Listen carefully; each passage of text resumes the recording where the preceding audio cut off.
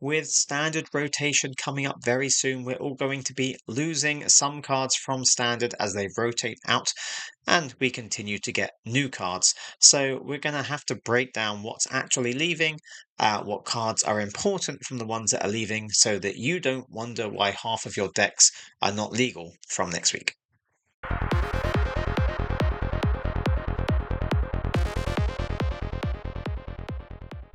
Welcome back to the channel. Don't forget to like this video and subscribe if you find it useful, if it helps you out, because we are going to break down what's happening with rotation. So if you don't know, this is going to be the short version because there's a lot we could say about rotation. But yeah, if you don't know, what's going to happen is we're going to lose some sets from standard. They're going to be now old, too old. They're still going to be usable in Pioneer, in Historic, in Brawl, in other formats. But if you're playing standard, if you're focusing just on standard, they will not be legal anymore. And the sets that we're going to be losing are Dominaria United, the Brothers' War, Phyrexia, All Will Be One, March of the Machine, and March of the Machine Aftermath, which is kind of an extra set to the March of the Machine. So it's normally 4 sets we lose. It's kind of 5 sets now. So from all those sets moving out, there are a number of cards that are very powerful, that are still very commonly used in many good decks at the moment. So we're going to have a look at which cards are actually moving out in a moment. So you'll know what things you need to swap out and how things are going to change. But just so you know, from the release of Edge of Eternities onwards, we're going to have in standard still Wilds of Eldraine, Lost Caverns of Ixalan, Murders at Karlov Manor, Outlaws of Thunder Junction, Bloomburrow, Duskmourn, Foundations, which is going to be around for a while, Aetherdrift, Tarkir Dragonstorm, and the Final Fantasy set. So there's still a lot of things that are in standard. Since standard changed from a 2-year rotation to a 3-year rotation, it means that we're getting, on average, 4 sets more in standard all the time. And then we've got Foundations, which is going to go on forever as well. So once that would have rotated out, once the other sets that came out at the same time rotate out, we're going to have effectively 5 extra sets in standard, which gives us lots and lots of options, which is why we tend to have a lot of turn 3, turn 4, turn 5 wins in standard, lots of combos, lots of broken synergies that all work together, because it used to be a much lower power level, and now the power level has risen with the extra cards and extra options we have. But we are going to be losing some things. So let's go into the cards that we're going to be losing from standard as Edge of Eternities comes out. So I've picked out most of the cards I think are relevant that are going to be rotating out. Most of these are rares and mythics. Some of them are commons or uncommons, but just ones that are very commonly played. Most of them are ones that are part of top decks and combos at the moment. Some are kind of ones that were really popular. You might not see as much right now, but they are still really effective. So there's a variety of different things here. I'm going to run through them as quickly as we can and talk about the decks that they're going to affect. So Scroll Shift is one that doesn't appear very much apart from in the Quintorius canned Breaching Dragonstorm combo deck. Without Scroll Shift, that's not going to work anymore as far as I'm aware. Unless we get something in the Edge of Eternities, which kind of replaces it and does the same thing, which goes for all of these cards. There might well be other things that are very similar in the new set. And if there are, I'll try and include them on the screen as well. But yeah, I don't know all of the cards from the new set yet. We're not going to cover everything that's going to come out because this video would be way too long. But yeah, Scroll Shift is going to go. It means the Breaching Dragonstorm deck is going to have a lot of trouble. Temporary Lockdown is going to be rotating out, and it's used a lot these days to deal with Izzet Prowess decks, mono red decks. I know they've suffered a lot from bans recently, and this has been a strategy in itself by casting lots of 1-drops that have ETB effects. Then you cast Temporary Lockdown, then you return it back to your hand, everything comes out again. So that whole deck, the kind of Pixie bounce deck that used this, is going to be losing it. So it's going to be on both sides. It's going to have an effect. It's going to remove a deck in itself, but it's also going to remove the solution to lots of other little decks. I think there is a new one coming out in Edge of Eternities that kind of replaces it. There's an artifact, but like I said, this one's going out for now anyway. You've got Archangel Elsbeth, which is really good in kind of white token decks. If you play something like a Caretaker's Talent on turn 3, Archangel Elsbeth on turn 4, +1, get the soldier with lifelink, and you draw a card, and hopefully you can defend Elspeth and keep doing that. It's a really good Planeswalker. We're going to be losing it, unfortunately. We've got Knight Errant of Eos, which is really important in all of these kind of little aggro decks. I've even seen someone using this, I think, in a Goblin deck, I think it was. Yeah, so you can play lots of little creatures. You can convoke the Knight to then refill your hand with lots of other little creatures. So it's still used quite a lot. It's going to be going.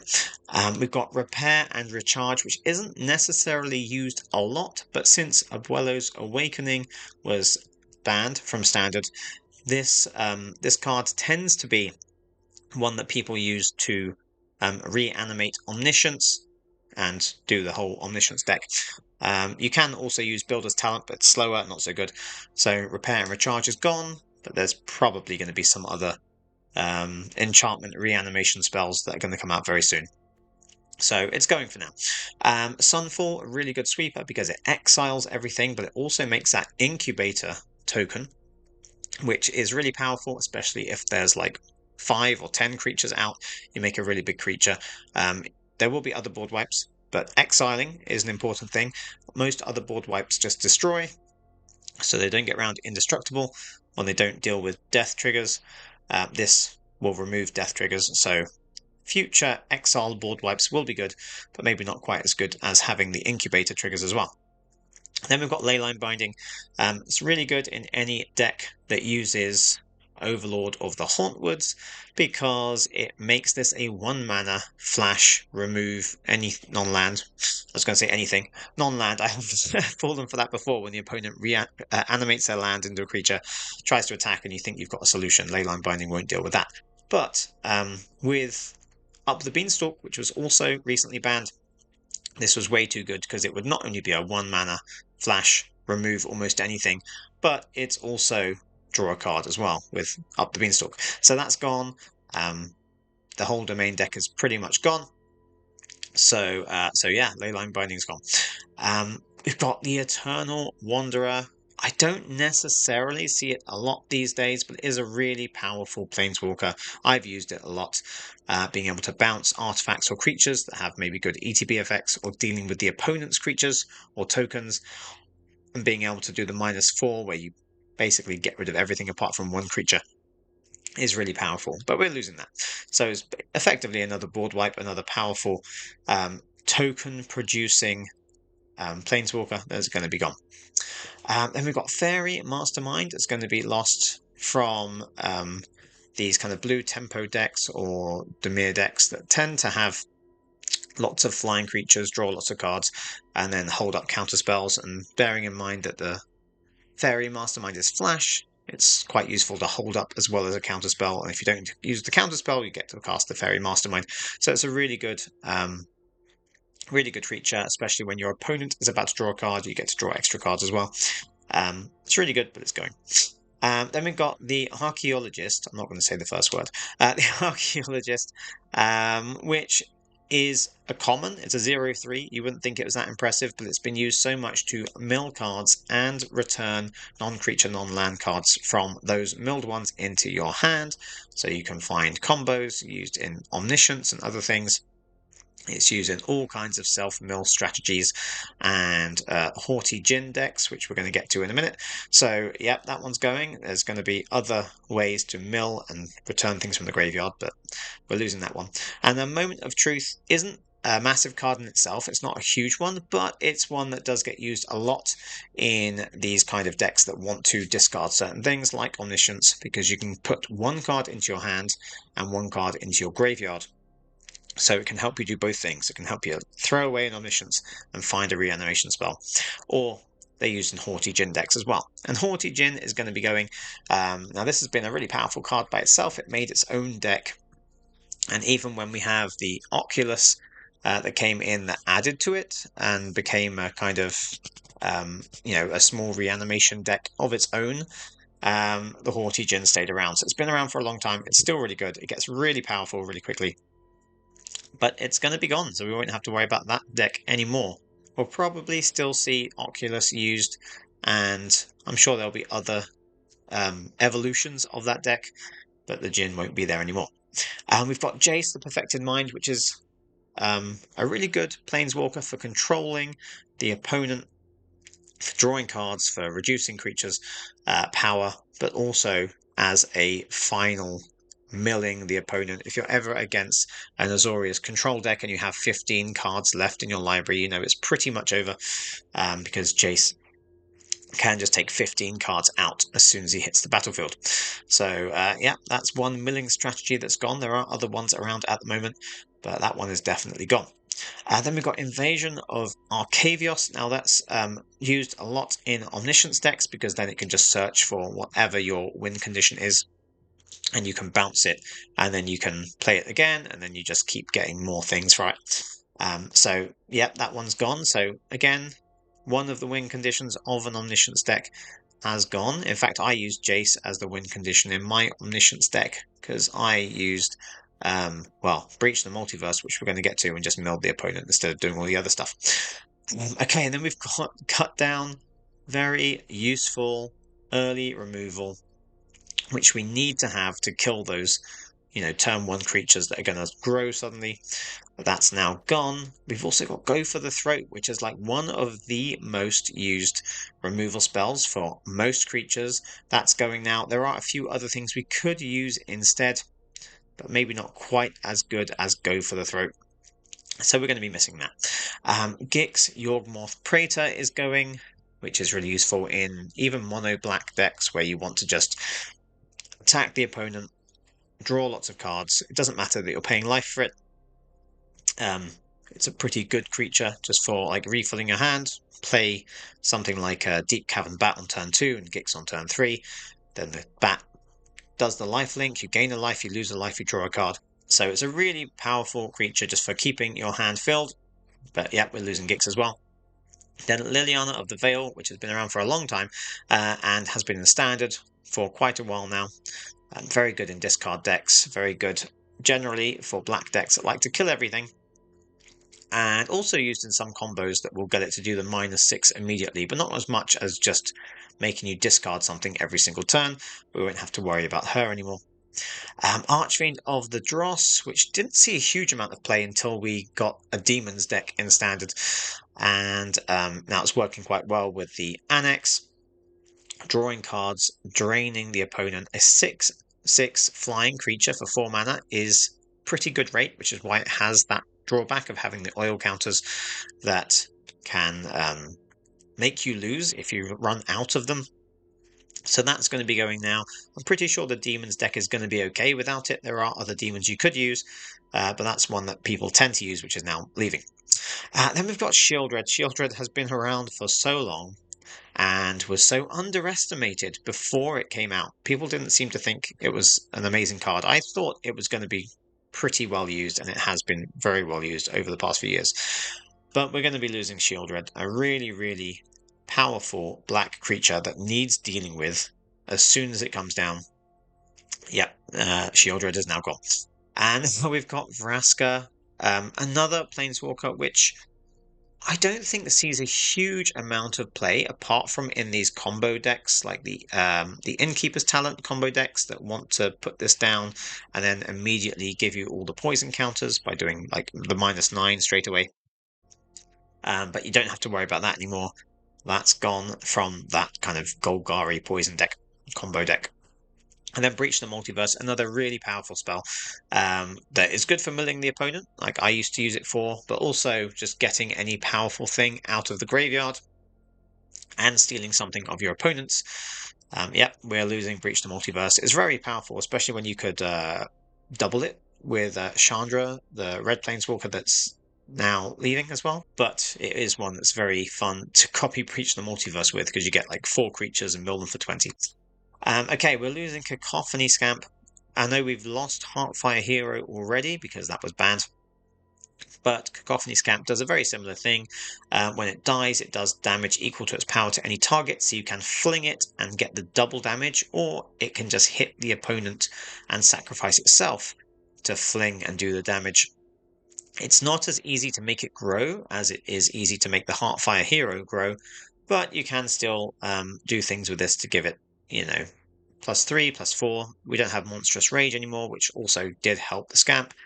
So maybe it's not as powerful as it was before, but still, it's going to be going, and I think everyone who hates playing against mono red and fling decks will be happy to see that gone. As well as Monastery Swift Spear. Now, there's going to be other, hasty one-drop red creatures that already you see other ones that are played quite a bit. But this is one that's been a staple since it came out. Everyone's been using it. So it's about time we say goodbye to the Swift Spear. And then we've also got Rundvelt Hordemaster, which is one of our Goblin Lords, can give other goblins +1/+1. And when a goblin dies, you can exile the top card of your library. If it's a goblin, you can cast it until the end of your next turn, so it really helps you replace goblins that die. And goblin decks, although I've used them in the past and have enjoyed using them, they are very frustrating to play against, so losing a goblin lord like this is probably a good thing. Obviously, goblins work well with Cacophony Scamp, gets bigger as well, so the goblins are losing a couple of good cards. And then we've got Urabrask's Forge, which I don't think saw a huge amount of play immediately when it came out. I don't think people don't think it found the right place until Caretaker's Talent came out, and you could be drawing an extra card every turn on top of attacking with a bigger and bigger creature each turn. But yeah, we're going to be losing that, so that kind of Boros token deck is going to take a big hit from losing the Forge. And we've also got Atali's going to be moving out. Another one that was hugely popular as soon as it came out. I think it's died down a little bit now because there are other really good creatures you can play because there's so many in Standard. But Atali is obviously a really powerful creature. Also is in that Breaching Dragonstorm deck at the moment that's losing Scroll Shift, so it's losing Atali as well. So I'm pretty sure we won't have to worry so much about that deck unless these cards are going to be replaced with something else that does the same thing. But yeah, so that's Atali is definitely done. And then the only green card I've picked out, there's lots of green cards that are kind of good, but not huge numbers of them that I actually see used in Standard at the moment. In fact, I haven't seen Rot Priest that much, but I thought it was worth saying goodbye to Rot Priest because it's one that people were anticipating to be a nightmare to play against before it came out, and all those people were exactly right. This is the most annoying deck to play against because you can't really defend against Toxic, the poison counters. Even if you try to remove the Rot Priest, that gives you a poison counter, and then if the opponent protects it, you get another poison counter just for trying to kill it. If there's 2 of these out, then you're going to get 2 or 4 poison counters every turn when something happens. So yeah, in fact, this kind of sums up the whole Toxic thing that is now leaving, because that all came from Phyrexia All Will Be One. So now that that's gone, we won't have to worry about poison counters, hopefully, unless, something else comes out that gives us poison counters. But for now, poison is leaving Standard, which I'm sure lots of people are very happy about. Okay, then we've got another one that is, again, a tiny creature, a 1-mana 1/1 creature that you wouldn't think is hugely annoying or impactful in Standard, but in the Golgari Roots deck, Insidious Roots, this has been one of the most annoying cards because you can sacrifice it, exile a non-creature artifact or enchantment, and then you can reanimate it, bring it back as many times as you want, and you can keep doing that just to destroy more artifacts and more non-creature enchantments.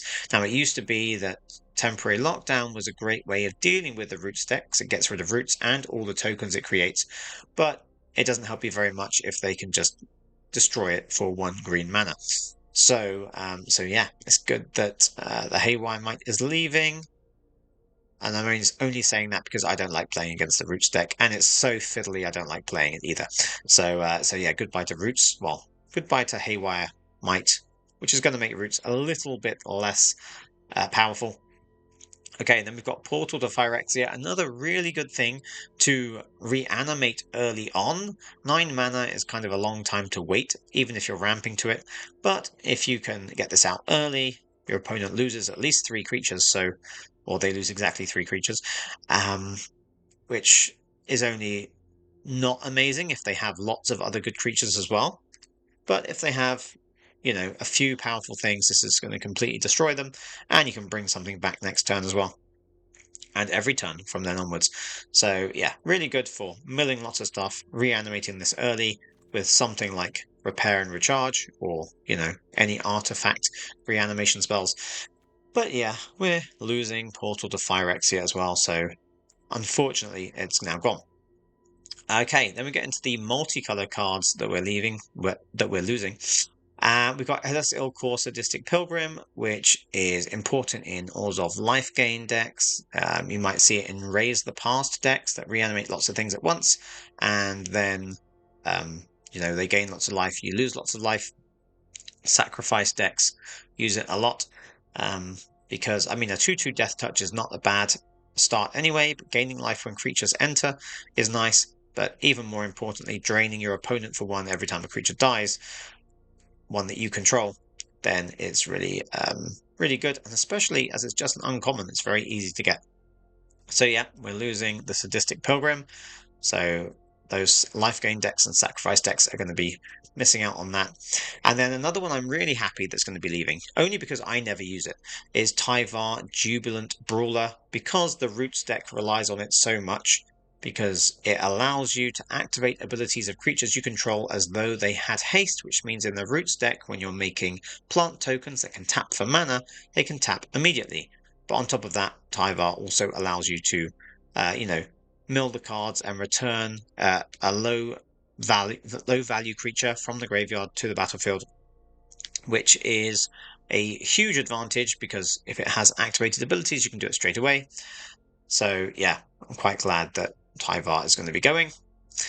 We've got Calyx Guided by Fate. I actually haven't seen this used that much recently, but it's been such an important card in Selesnya enchantment decks. And I think you can still make a pretty good deck at the moment that would use Calyx. But I think it's worth saying goodbye to him. He's now leaving.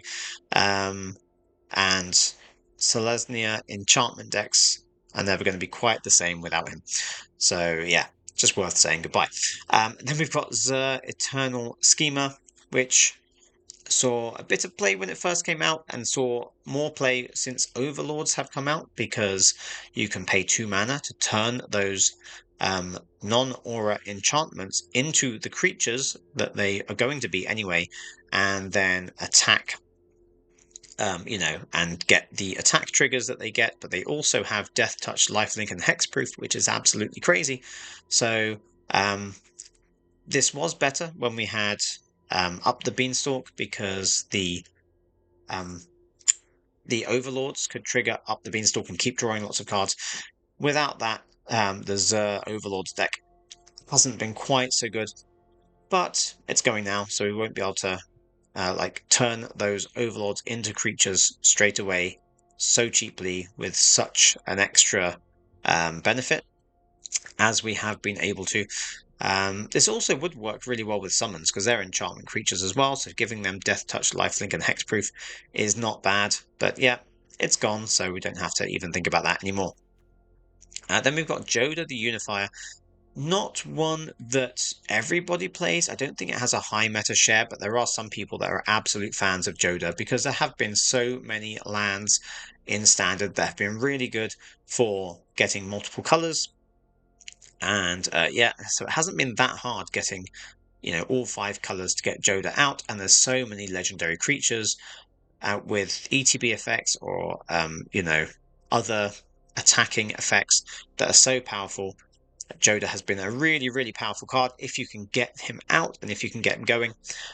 But we don't have to worry about that anymore in Standard, because he's also going. And then we're losing this this creature you may have heard of, Atraxa, which was absolutely crazy when it was announced. 7 mana, 7/7, Flying Vigilance, Death Touch, Lifelink, which is good by itself, but as it enters, you can reveal the top 10 cards of your library and pick a card of each type to put into your hand. Now, I remember pretty sure when this came out, it actually lists the different types of cards at the bottom, including battle, and that's before battles were even a thing. And we are losing the battles, but I don't think there's many of them that really get played that much anymore. Maybe Zendikar. You could have included that in the green ones, but it's just fetching 2 lands from your deck and putting them on the battlefield. But yeah, so Atraxa, a great one to reanimate, because not only is it a powerful creature that has to be dealt with pretty much straight away, but it also refills your hand of, probably 3 or 4 cards at least. So even if they deal with it, you might well have another one. So a really powerful card, but is finally leaving standard. We have lots of other big powerful cards to reanimate, so it's okay, but Atraxa will be missed. Okay, and then we're going to talk about the lands. Now we've got a few different lands here that are leaving. Now we've got every color combination of the pain lands. It's the lands that do 1 damage to you when you tap them for the specific color rather than a colorless mana. So that's going to make multicolored decks a little bit harder overall. We do have other good 2-color lands, but the fact that these are untapped and can be used for either color straight away is really important. So without them, it's going to have a slightly negative effect on multicolor decks, although we do have some new multicolor lands coming out in Edge of Eternities as well. And we're also losing half of the fast lands. So these are the ones that come in tapped unless you control 2 or fewer other lands. So basically, if it's the first, second, or third land, it's untapped. If it comes in after your third land, it's going to be tapped.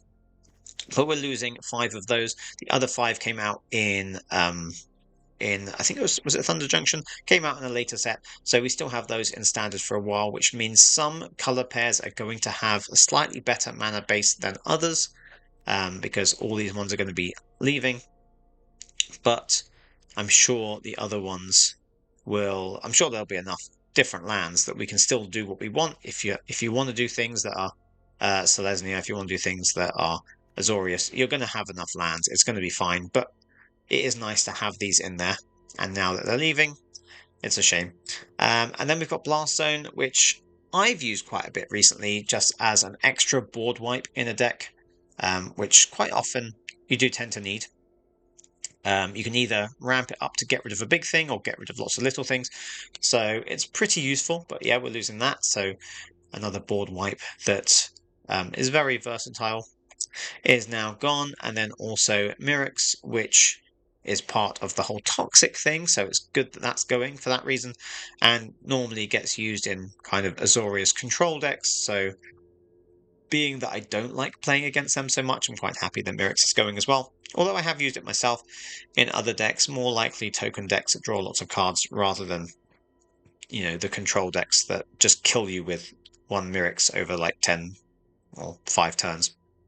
But yeah, we're going to be losing Mirrex. Also, another one that's good for mana of any color when it enters. So it kind of helps with color fixing, depending on, what kind of deck you're playing. But yeah, we're going to be losing that one as well. So those are 53 cards we're going to be losing from standard.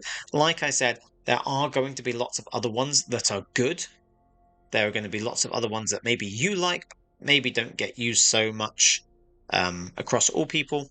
But let me know if there's any in particular that you think should have been on this list. Let me know in the comments if you think there's any other rare mythic cards that get used a lot that some people are really going to miss, and maybe some people are going to be really happy to say goodbye to. Let me know what you think about that. And I will cover some new cards that are coming out in Edge of Eternities, but like I said, I don't want to include it all now because this video will be twice as long. So yeah, this is just things that are going to be leaving. So when the rotation actually happens, don't be surprised if half of your decks, or any deck that you have that uses even these lands, any of these cards at all, is going to show as not valid. You're going to have to take some out, replace it. So yeah, keep a lookout for that. Okay, right, that's all I need to cover for today, so thanks for watching this video to the end. Don't forget to like the video and subscribe to the channel if you haven't already. and I will see you next time.